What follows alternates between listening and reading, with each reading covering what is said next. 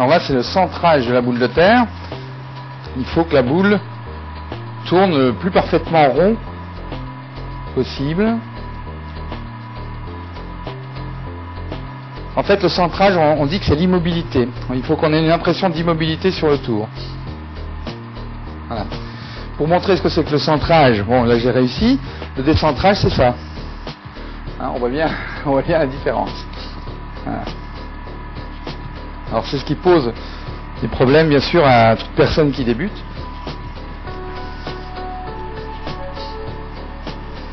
Voilà. Donc là maintenant je commence le travail proprement dit.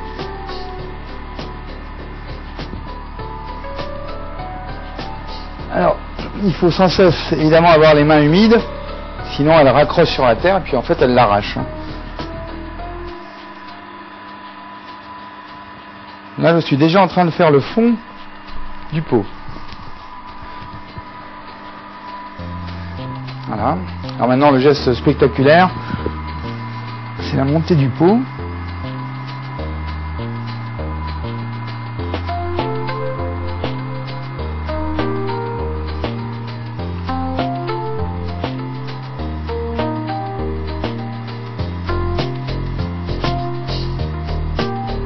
Alors là je vais monter davantage.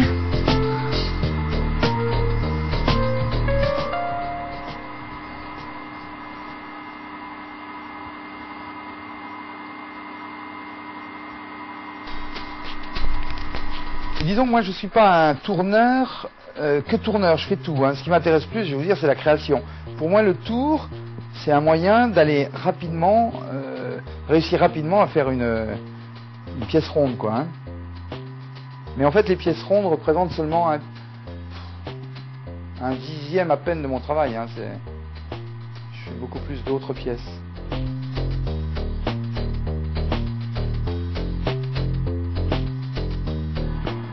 Alors pour éviter qu'il y ait trop de traces de doigts, je prends un petit morceau de métal que j'ai fait moi-même. Hein. Les outils du potier, c'est très très simple. Ces vrais outils, ce sont ces 10 doigts en fait, ce qu'on appelle une estèque, un petit morceau plat. Là, je suis en train d'affiner la forme, d'effacer les traces de mes doigts, parce que c'est un vase que je veux avoir à bord lisse.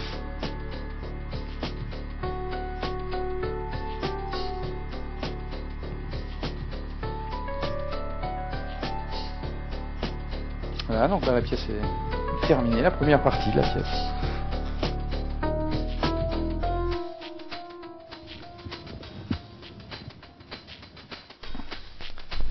Et voilà, séchage, première partie terminée. C'est la fabrication de la partie tournée. Après va venir la suite du travail, c'est que le début.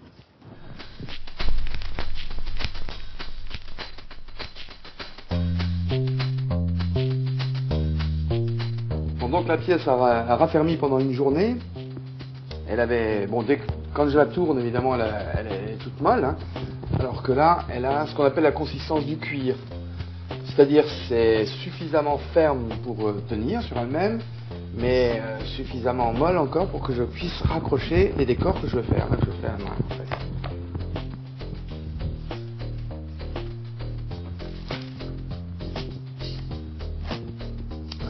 Il s'agit d'adapter en fait le morceau de terre que je viens de faire, de réadapter et en fait le réincruster sur le corps du pot. L'errance, il faut qu'elle soit faite tout de suite. À la cuisson, il ne faut pas qu'il y ait séparation. C'est-à-dire en gros, séparation, c'est quand il reste de l'air entre les deux parties que je viens de faire là. Quand on a les plus grosses pièces sur lesquelles on travaille pendant plusieurs jours, on emballe totalement la pièce de manière hermétique, parfois même un chiffon humide, recouvert d'un plastique, et comme ça la malléabilité se conserve, quoi.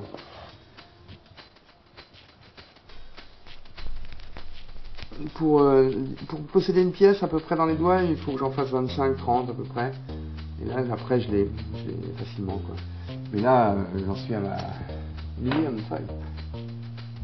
Il ne faut pas s'y tromper, c'est pas si facile en fait. Voilà, donc la pièce là a eu une semaine de séchage supplémentaire et puis déjà un début de ponçage. Hein.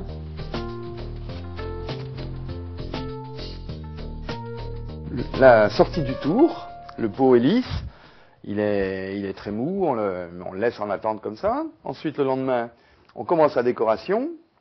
On essaie de la finir dans la journée si possible, suivant la pièce.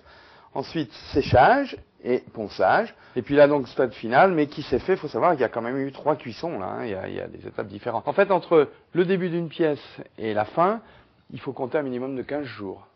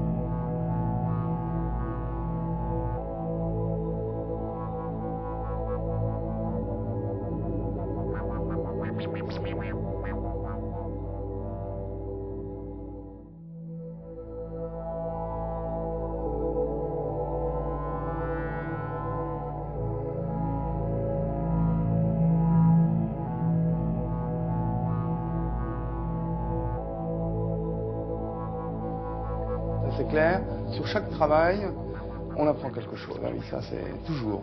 Et je crois que c'est assez commun à tous les gens qui travaillent comme ça de leurs mains, puis qui mettent un peu leur cœur dedans aussi, dans ce qu'ils font, hein, c'est sûr. Hein. Puis de toute façon, on peut pas faire ce métier-là si on se met pas dedans, quoi. Il y a une naissance, vraiment, hein, c'est pas de la magie. Là, quand je fais mes aquariums, là, en fait, celui-ci est différent de celui que j'ai fait là-bas, qui sera différent d'un autre encore, etc., quoi. C'est toujours différent. Ouais, voilà.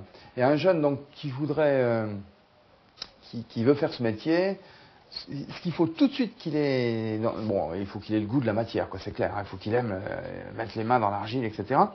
Et après, il faut qu'il trouve son style. Il faut qu'il fasse quelque chose à lui. Je fais de la terre aussi avec les enfants, quoi. D'ailleurs, les enfants adorent. Ouais.